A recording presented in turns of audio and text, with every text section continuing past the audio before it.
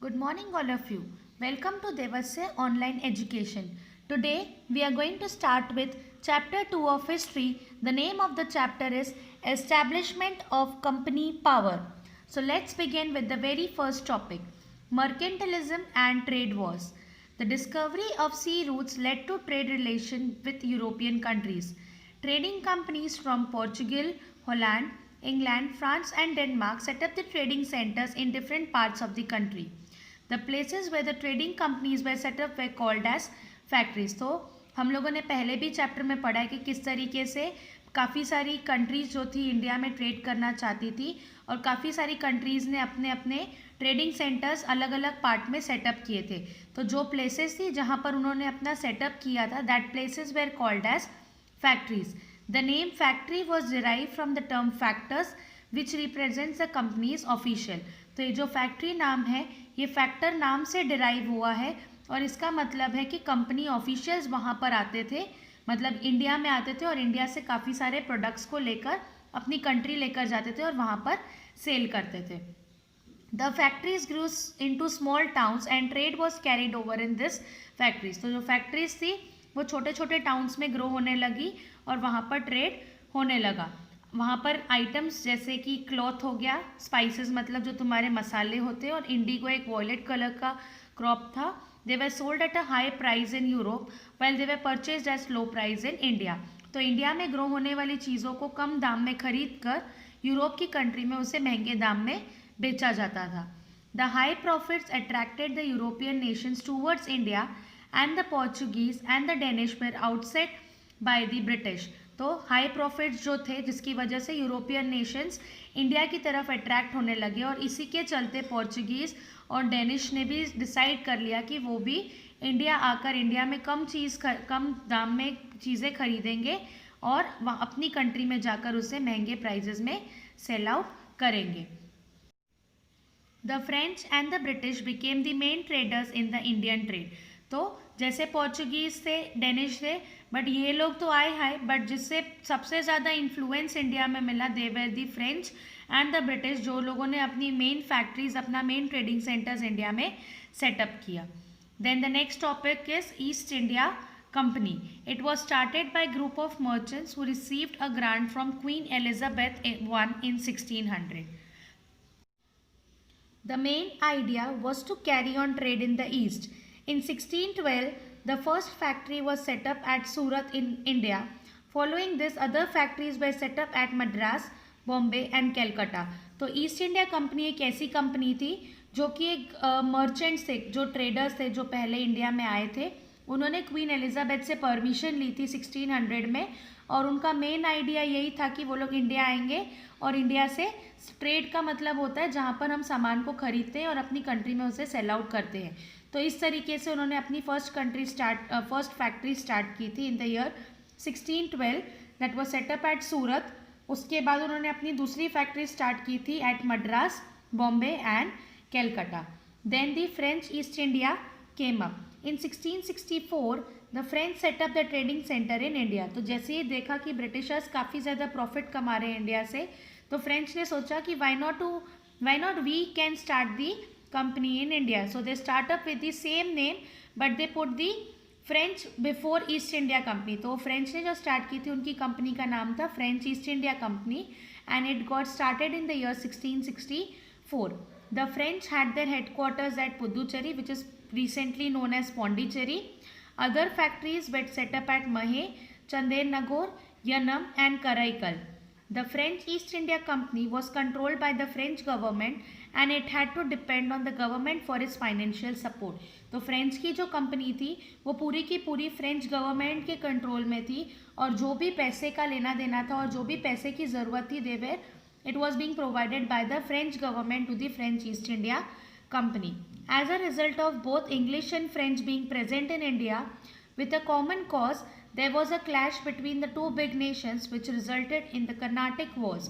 तो जब फ्रेंच और इंग्लिश मतलब जो फ्रेंच और ब्रिटिशर्स जब आमने सामने आए, तो जब भी वो आमने सामने आए तो उनके बीच में काफ़ी सारे क्लैशेस मतलब जहाँ पर एक दूसरे की सोच नहीं मिले और जहाँ पर वॉर जैसी सिचुएशन अराइज हो जाए वहाँ पर हम लोग क्लैश, डिस्प्यूट या क्वारल वर्ड को यूज़ करते हैं. So this resulted in the Carnatic war and their rivalry lasted. Rivalry मतलब जहाँ पर एनिमी, दुश्मनी जो थी वो उनकी 25 ईयर्स तक चली.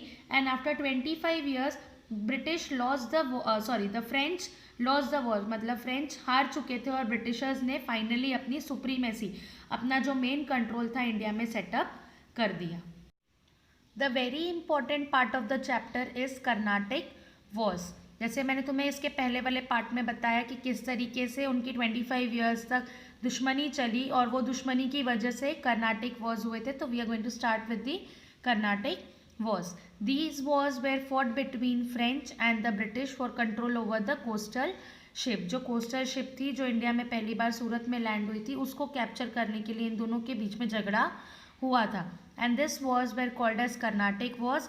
इसे कर्नाटिक इसलिए कहा जाता है बिकॉज ये तमिलनाडु में कर्नाटिक एक जगह थी जहाँ पर ये बैटल को फाइट किया गया था, इसलिए इसे कर्नाटिक वॉर कहा जाता है. These wars were fought between the year 1744 and 1763. French जो थे they were led by Dupleix who retailed by occupying Madras. मतलब इनको फ्रेंच को जो लीड करा था, फ्रेंच की जो टीम का लीडर था उसका नाम था डुप्लेक्स, जिसको जो लड़ रहा था उसका मेन मोटो ये था कि उसे मद्रास को ऑक्यूपाई करना था. मद्रास जो था it was under the control of Anwaruddin, जो उस टाइम पर तमिलनाडु का नवाब था. ब्रिटिश अपील टू अनवरुद्दीन, तो ब्रिटिशर्स ने नवाब को अपील किया या रिक्वेस्ट किया and he sent an army to fight against the French. और नवाब को ब्रिटिशर्स ने रिक्वेस्ट की, तो ब्रिटिशर्स की रिक्वेस्ट करने पर तमिलनाडु के जो नवाब थे उन्होंने अपनी आर्मी भेजी और फ्रेंच के अगेंस्ट वॉर डिक्लेयर कर दिया. The Indian army was defeated by the well train French army. तो जो इंडियन आर्मी थी वो डिफीट हो गई बाय द फ्रेंच आर्मी. तो फ्रेंच की जो आर्मी थी वो काफ़ी ज़्यादा अच्छी थी, इसलिए उसके सामने इंडियन आर्मी हार गई. The Indian army was defeated by well train French army. In 1748 the war came to an end and Madras was restored to the British. मतलब अगर ब्रिटिशर्स के सामने फ्रेंच थे तो अगर फ्रेंच जीत जाते तो मद्रास उन्हें मिल जाता, बट फ्रेंच वॉज डिफीटेड, तो जो भी मद्रास था it came in to the hands of the britisher. A war was again fought between French and British over the succession to throne in Hyderabad and Karnataka. तो उसके बाद second war हुआ था, वो वॉर था बिटवीन हैदराबाद एंड कर्नाटका. तो Britishers को हैदराबाद भी चाहिए था और कर्नाटका भी चाहिए था, और फ्रेंच को भी हैदराबाद और कर्नाटका दोनों चाहिए था. इसके लिए सेकेंड कर्नाटिक वॉर हुआ. फ्रेंच जो थे उन्होंने मुजफ्फर जंग को सपोर्ट किया and the British gave support to the Nazir Jung at Hyderabad. तो फ्रेंच ने एक पर्सन को सपोर्ट किया जिसका नाम था मुजफ्फर जंग, और ब्रिटिशर्स जो थे उन्होंने नज़ीर जंग को सपोर्ट किया. In the Carnatic the French supported Chanda Sahib and the British gave support to Mohammed Ali. तो फ्रेंच ने चंदा साहिब को सपोर्ट किया और ब्रिटिशर्स ने मोहम्मद अली को. फ्रेंच जो थे वो हार गए और जो ट्रीटी थी, जो एग्रीमेंट था, जो दस्तावेज थे जो बने थे, उस पर उसके अकॉर्डिंग अगर वो वॉर में ब्रिटिश जीत जाएगी तो सारी की सारी चीज़ फ्रेंच को ब्रिटिशर्स को देनी पड़ेगी. And the French were defeated, French हार चुके थे. And according to which Dupleix was called back to France. तो जो डुप्लेक्स था जो फ्रेंच को रूल कर रहा था उसे वापस फ्रांस जाना पड़ा. And in 1756 French force led by Count de Ally were defeated. तो 1756 में जब डुप्लेक्स चला गया तो उसके बाद जो दूसरा पर्सन आया था जिसका नाम था काउंट डी लेली, वो भी हार गया and they need to go back. A peace treaty was signed in 1763. The French factories were returned to them, but on the condition that they will not fortify the same, and all factories were made to serve as trade centers only. तो एक peace treaty sign की गई थी कि चलेगा, ठीक है, तुम लोग भी ट्रेड करो इंडिया से, तुम लोग भी सामान को खरीदो और बेचो, but at the same time एक कंडीशन ऐसी होगी कि जहाँ पर तुम लोगों को ट्रेड सेंटर दिया जाएगा, बट तुम लोग हमारे अकॉर्डिंग काम करोगे और तुम उस ट्रेड सेंटर को ट्रेड सेंटर ही समझोगे, उसको तुम लोग कैप्चर करने की कोशिश नहीं करोगे. The French lost their strength which give the British lead position on the political scene of India. तो फ्रेंच का जो पूरा पावर था इंडिया के ऊपर वो खत्म हो चुका था, और जो पूरा का पूरा पावर था that came in to the hands of the britishers. Then next part was your British power. The British received permission from Mughal Emperor Jahangir to carry out trade in India. Thomas Roe visited India and obtained the right to trade and establish factories in India. तो Britishers जो थे उन्होंने Mughal emperor Jahangir से permission ले ली कि हम लोग अभी इंडिया में ट्रेडिंग करेंगे। और जो थॉमस रो था, he was a British representative, British England का था, इंग्लैंड से इंडिया में आया था और उसने परमिशन ली थी और उसने सारे के सारे राइट्स ऑब्टेन कर लिए कि he is going to carry out trade, और उसने इंडिया में अपनी फैक्ट्रीज को सेटअप कर दिया। As a result factories were setup at Surat, Ahmedabad and Bharuch in 1639। Fort Saint George was build in Madras. तो पहले उन्होंने फैक्ट्रीज को सेटअप किया सूरत, अहमदाबाद और बारूच में, उसके बाद उन्होंने एक पूरा फोर्ट, एक किला सेटअप कर दिया इन मद्रास। इन 1668 king Charles II of England got the city of Bombay. तो 1668 में किंग चार्ल्स जो थे इंग्लैंड के, उन्हें Bombay as a dowry, as a मतलब उनको दहेज में, इंडियन किसी पर्सन ने उसे बॉम्बे एक दहेज में उसे दे दिया। As Catherine Henrietta of Braganza. In 1781 the British build the fort William in Calcutta. तो ब्रिटिश ने वापस से एक सेकेंड फोर्ट बनाया, ये फोर्ट सेंट जॉर्ज है। फिर ऐसे ही फोर्ट उन्होंने वापस कैलिकट में बनाया था।